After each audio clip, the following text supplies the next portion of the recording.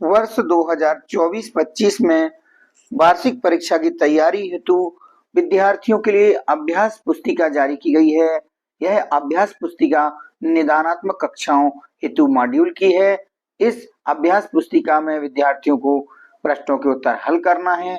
इस वीडियो में आपके लिए सामाजिक विज्ञान विषय का जो आपका पाठ है, अध्याय 1 विकास, जो अर्थशास्त्र की पुस्तक है विकास, इसका पहला पाठ है। इसका हल आपको आज के वीडियो में मिलेगा, तो आप इस वीडियो को देख करके अपने अध्याय 1 की तैयारी करें। कैसे करेंगे, देखिए शुरुआत करते हैं। सही विकल्प का चयन कीजिए। आपका जो पहला प्रश्न है, आर्थिक विकास का परिणाम है। तो आर्थिक विकास किसका परिणाम है? आर्थिक विकास से क्या होता है? जीवन स्तर में भी सुधार होता है, आर्थिक कल्याण में वृद्धि होती है और जीवन प्रत्याशा में वृद्धि। इस प्रकार से आपको उपर्युक्त सभी पर आपको चिन्हित करना है, इस पर टिक लगाना है, यानी आपका जो सही विकल्प है उपर्युक्त सभी। मैं सुझाव देना चाहूंगा, आपको सभी याद करना है। इसमें से सभी से मतलब आपको जीवन स्तर में सुधार भी याद करना है, आर्थिक कल्याण में वृद्धि और जीवन प्रत्याशा में वृद्धि। क्योंकि अगर परीक्षा में कोई एक ऑप्शन आता है तो आपको उस ऑप्शन को लिखना होगा, बताना होगा। साथ ही साथ अगला प्रश्न है, किसी देश में प्रति व्यक्ति आय की गणना किस आधार पर की जाती है? तो किसी भी देश की प्रति व्यक्ति आय की गणना कैसे की जाती है? उस देश की जनसंख्या के आधार पर। अगला प्रश्न, विकसित देशों में प्राकृतिक संसाधनों का उपयोग होता है? इसका सही उत्तर है बहुत अधिक, यानी विकसित देशों में संसाधनों का बहुत अधिक उपयोग होता है। अगला प्रश्न है, सामान्यतः किसी देश का विकास किस आधार पर निर्धारित किया जा सकता है? तो इसके जो विकल्प हैं, प्रति व्यक्ति आय, औसत साक्षरता स्तर और लोगों की स्वास्थ्य की स्थिति, ये सभी लागू हैं, इसलिए हमारा सही उत्तर है उपरोक्त सभी। यानी किसी देश का विकास किस आधार पर निर्धारित होता है, तो ये तीनों विकल्प इसके सही हैं। अगला प्रश्न है, सतत विकास किसके अधिक उपयोग पर केंद्रित है? तो सतत विकास अक्षय संसाधन, यानी ऐसे संसाधन जिनका क्षय नहीं होता है, जिन्हें हम नवीकरण योग्य संसाधन भी कहते हैं। तो सतत विकास किसके आधार पर, किससे अधिक उपयोग पर केंद्रित है? अक्षय संसाधन। एसडीआई का पूरा नाम क्या है? तो एसडीआई का पूरा नाम है मानव विकास सूचकांक, ह्यूमन डेवलपमेंट इंडेक्स। तो यहाँ पर आपका पहला विकल्प सही है, मानव विकास सूचकांक। अगला प्रश्न है, औसत आय को किस अन्य नाम से जाना जाता है?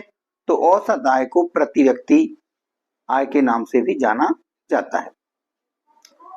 इसके बाद अगला प्रश्न है, भारत मानव विकास सूचकांक में किस श्रेणी में आता है? तो भारत मानव विकास सूचकांक के मामले में मध्यम श्रेणी में आता है। जीडीपी का पूरा नाम क्या है? तो जीडीपी यानी कि ग्रॉस डोमेस्टिक प्रोडक्ट, सकल घरेलू उत्पाद। आपका सही विकल्प है सकल घरेलू उत्पाद।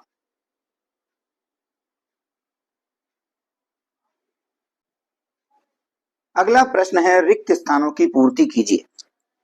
तो यहाँ पर मैंने आपको रिक्त स्थान भर दिए हैं, आप अपनी कॉपी में जो आपकी वर्कबुक मिली है इसमें आप भर लीजिएगा। आर्थिक विकास से जनता के जीवन स्तर में वृद्धि होती है, तो आपको यहाँ पर लिखना है जीवन। अगला प्रश्न है, गैर नवीकरणीय साधन कुछ ही वर्षों के प्रयोग के पश्चात कैसे हो जाते हैं? समाप्त हो जाते हैं। आपको यहाँ समाप्त लिख लेना है। भूमिगत जल कैसा संसाधन है? तो भूमिगत जल नवीकरण योग्य संसाधन है, तो यहाँ पर आपको लिखना है नवीकरण। अगला प्रश्न है, विश्व बैंक के अनुसार विकसित राष्ट्र वह है जिसकी प्रति व्यक्ति आय कितनी बताना है? यूएस डॉलर में 49,300 यूएस डॉलर प्रति वर्ष या उससे अधिक है। अगला प्रश्न है, भारत के बिहार राज्य में प्रति व्यक्ति आय सबसे कम है, तो आपको यहाँ पर रिक्त स्थान भरना है बिहार, यानी कि भारत के किस राज्य में प्रति व्यक्ति आय सबसे कम है? तो बिहार में। मानव विकास रिपोर्ट किसके द्वारा जारी की जाती है? तो मानव विकास रिपोर्ट यूएनडीपी यानी संयुक्त राष्ट्र विकास कार्यक्रम के द्वारा जारी की जाती है, तो आप यहाँ पर लिख देंगे यूएनडीपी। विश्व बैंक के अनुसार वे देश जिनकी प्रति व्यक्ति आय यूएस डॉलर में 2,500 प्रति वर्ष या उससे कम है, उन्हें निम्न आय वाला देश कहते हैं। यहाँ पे आपको लिखना है 2500, यानी आपको याद भी रखना है कि ऐसे देश जिनकी प्रति व्यक्ति आय 2500 यूएस डॉलर से कम है उन्हें निम्न आय वाला देश कहते हैं। अगला प्रश्न है, भारत में सर्वाधिक साक्षरता वाला राज्य कौन सा है? तो यहाँ पे हमें लिखना है केरल है। औसत आय को अभी हमने प्रश्न देखा भी था, औसत आय को प्रति व्यक्ति आय भी कहते हैं। बात करते हैं सत्तासत की।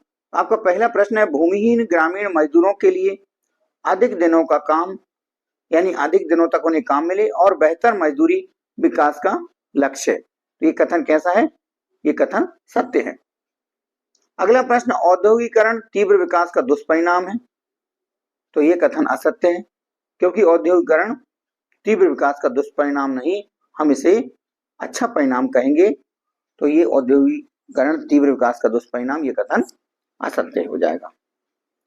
बीएमआई की गणना के लिए व्यक्ति के वजन और उम्र के वर्ग से विभाजित किया जाता है, यह कथन असत्य है। अगला प्रश्न है, लोगों के विकास के लक्ष्य भिन्न भिन्न होते हैं। बिल्कुल सही है, लोगों के विकास के लिए अलग अलग लक्ष्य होते हैं, ये कथन सत्य है। प्रति व्यक्ति आय की गणना सभी देशों में डॉलर में की जाती है। जी हाँ, ये कथन सत्य है, क्योंकि प्रति व्यक्ति आय की गणना सभी देशों में कैसे निकाली जाती है? डॉलर के आधार पर निकाली जाती है। अगला प्रश्न है, विकास में शिक्षा, स्वास्थ्य, प्रति व्यक्ति आय शामिल है, यह कथन सत्य है। अगला जो 77 का प्रश्न है कि भारत के पड़ोसी देश में, जो हमारे पड़ोसी देश हैं, उनमें मानव विकास के लिहाज से नेपाल की स्थिति अच्छी है, यह कथन असत्य है। मानव विकास सूचकांक को एसडीआई कहते हैं, यह कथन सत्य है, क्योंकि एसडीआई यानी कि ह्यूमन डेवलपमेंट इंडेक्स, केरल में शिशु मृत्यु दर अधिक है, यह कथन असत्य है, क्योंकि केरल में शिशु मृत्यु दर सबसे कम है। अब बात करते हैं सही जोड़ी मिलान की। तो आपको खंड का और खंड खा दिए हैं, सही जोड़ी का उत्तर आपको जो रिक्त स्थान वाले बॉक्स में भरना है। तो यहाँ पे मैंने भर के बताया है। अक्षय संसाधन से आपको जोड़ी मिल जाएगी भूजल से, तो आपको यहाँ भर लेना है भूजल। विश्व विकास रिपोर्ट कौन जारी करता है? विश्व बैंक जारी करता है। सर्वाधिक साक्षर राज्य कौन सा है? केरल राज्य है। कामकाजी परिवार की शहरी महिला अपनी आय बढ़ाने के लिए नियमित नौकरी और उच्च मजदूरी प्राप्त करना चाहती है। और एसडीआई में भारत का स्थान कौन सा है? 130वां स्थान है। अब हम बात करते हैं एक शब्द या एक वाक्य में उत्तर की। पहला प्रश्न है, मानव विकास सूचकांक की गणना किसके आधार पर की जाती है? तो आपको यहाँ लिख देना है, मानव विकास सूचकांक की गणना जीवन प्रत्याशा, साक्षरता दर, प्रति व्यक्ति आय और स्वास्थ्य के आधार पर की जाती है। अगला प्रश्न है, प्रति व्यक्ति आय ज्ञात करने का सूत्र लिखिए। तो प्रति व्यक्ति आय बराबर राष्ट्रीय आय बटे देश की कुल जनसंख्या, यानी जब जो हमारे देश की आय है, राष्ट्रीय आय है, उस देश की आय में, यानी राष्ट्र की आय में देश की कुल जनसंख्या से भाग देते हैं तो निकल आता है प्रति व्यक्ति आय। आगे प्रश्न है कि राष्ट्रीय आय का वित्त वर्ष क्या है? तो राष्ट्रीय आय का वित्त वर्ष 1 अप्रैल से 31 मार्च तक होता है। अगला प्रश्न है, कामकाजी महिलाओं के लिए किस प्रकार का वातावरण आवश्यक होता है? तो कामकाजी महिलाओं के लिए सुरक्षित और संरक्षित वातावरण की आवश्यकता होती है। अगला प्रश्न है, देश में उत्पादित वस्तुओं और सेवाओं का कुल मूल्य और विदेशों से प्राप्त शुद्ध आय के योग को क्या कहा जाता है? राष्ट्रीय आय कहा जाता है।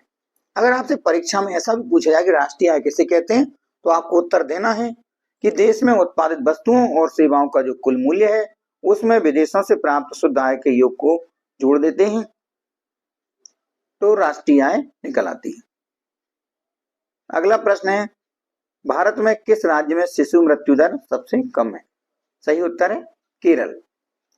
अगला प्रश्न है, हरियाणा, केरल और बिहार राज्य में किस राज्य की प्रति व्यक्ति आय सबसे अधिक है? तो इन दिए गए विकल्पों में हरियाणा राज्य की प्रति व्यक्ति आय सबसे अधिक है।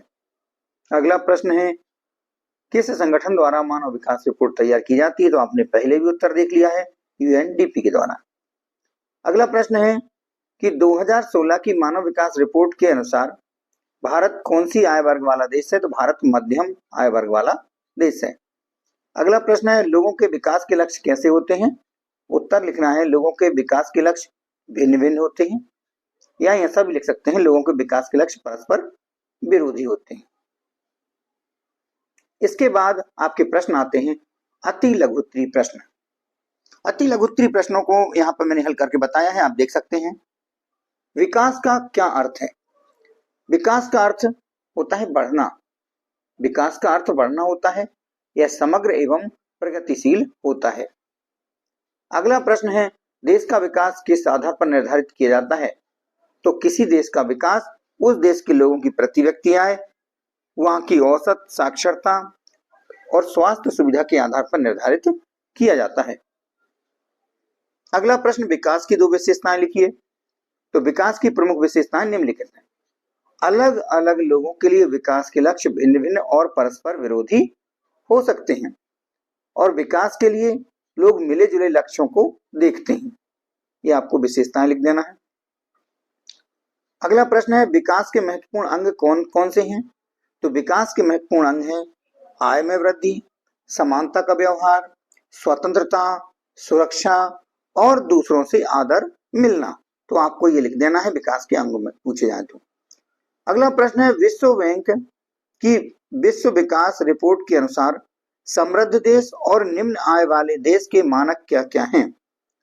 तो विश्व बैंक की विश्व विकास रिपोर्ट के अनुसार जिस देश की वर्ष 2019 के अनुसार प्रति व्यक्ति आय $49,300 प्रति वर्ष या उससे अधिक है, उसे समृद्ध देश कहा जाता है, और जिसकी प्रति व्यक्ति आय $2,500 प्रति वर्ष या उससे कम है, उन्हें निम्न आय वाला देश कहा जाता है। अगला प्रश्न है केरल में शिशु मृत्यु दर कम क्यों है? इसका उत्तर है केरल में स्वास्थ्य शिक्षा की मौलिक सुविधाएं पर्याप्त मात्रा में उपलब्ध है, यानी शिक्षा की और स्वास्थ्य की जो सुविधाएं रहती हैं वह अच्छे से उपलब्ध हैं, इसलिए वहां की शिशु मृत्यु दर कम है। अगला प्रश्न है मानव विकास सूचकांक क्या है? देशों की तुलना हेतु संयुक्त राष्ट्र विकास कार्यक्रम यानी कि यूएनडीपी द्वारा तैयार एवं प्रकाशित किया जाने वाला जीवन सूचकांक मानव विकास सूचकांक है। यह जीवन प्रत्याशा, शिक्षा, ज्ञान की पहुंच और प्रति व्यक्ति आय संकेतक का एक सांख्यिकी समग्र सूचकांक है। यानी हम इसमें देख सकते हैं यह क्या है, जीवन सूचकांक मानव विकास सूचकांक है, और इसे तैयार किसने किया है? यूएनडीपी के द्वारा ये तैयार की जाती है रिपोर्ट, और इसमें जीवन प्रत्याशा, शिक्षा, ज्ञान की पहुंच और प्रति व्यक्ति आय को जोड़ा देखा जाता है इसमें। अगला प्रश्न है शिशु मृत्यु दर से आप क्या समझते हैं? इसे विकास के लक्ष्यों में क्यों रखा जाता है? तो शिशु मृत्यु दर किसी वर्ष में पैदा हुए 1000 जीवित बच्चों में से 1 वर्ष की आयु से पहले मर जाने वाले बच्चों का अनुपात शिशु मृत्यु दर कहलाती है। तो यहाँ पर थोड़ा सा गलत लिखा है, यहाँ पर हमें ध्यान रखना है 1 वर्ष की आयु से पहले जो मरने वाले बच्चों की संख्या है उनके हिसाब से ये तैयार किया जाता है शिशु मृत्यु दर। यह आंकड़ा जितना कम होगा वह विकास के दृष्टिकोण से उतना ही देश बेहतर माना जाएगा। इससे किसी भी क्षेत्र में उपलब्ध स्वास्थ्य सेवाओं की उपलब्धता और गुणवत्ता का पता चलता है। अगला प्रश्न है विभिन्न देशों की तुलना किस आधार पर की जाती है? तो सामान्यतः विभिन्न देशों की तुलना राष्ट्रीय आय और प्रति व्यक्ति आय के आधार पर की जाती है। अगला प्रश्न है साक्षरता दर का क्या अभिप्राय है, यानी साक्षरता दर किसे कहते हैं? तो साक्षरता दर 7 वर्ष उससे अधिक आयु के लोगों की साक्षर जनसंख्या का जो अनुपात है वह दर्शाती है। तो ये हमारा साक्षरता दर हो गई। अगला प्रश्न है यूएनडीपी द्वारा प्रकाशित मानव विकास रिपोर्ट में देशों की तुलना किस आधार पर की जाती है? तो यूएनडीपी के द्वारा प्रकाशित मानव विकास रिपोर्ट में देशों की तुलना लोगों के शैक्षिक स्तर, उनकी स्वास्थ्य स्थिति और प्रति व्यक्ति आय के आधार पर की जाती है। अगला प्रश्न है भारत में कौन से राज्य की प्रति व्यक्ति आय सबसे अधिक और सबसे कम है? तो भारत में हरियाणा राज्य की प्रति व्यक्ति आय सबसे अधिक है और बिहार राज्य की प्रति व्यक्ति आय सबसे कम है। अंतिम प्रश्न है धारणीय विकास से क्या आशय है? तो देश का आर्थिक विकास तो हो, लेकिन पर्यावरण में किसी भी प्रकार की क्षति ना पहुंचे और आने वाली पीढ़ी को किसी भी तरह की परेशानी का सामना ना करना पड़े, यही धारणीय विकास कहलाता है। तो जिसका जो आर्थिक विकास तो हो, लेकिन पर्यावरण को किसी प्रकार से नुकसान ना हो और आने वाली पीढ़ी के लिए भी कोई परेशानी ना हो, यही क्या है, धारणीय विकास है। तो ठीक है बच्चों, मिलते हैं अगले वीडियो में, तब तक के लिए नमस्कार।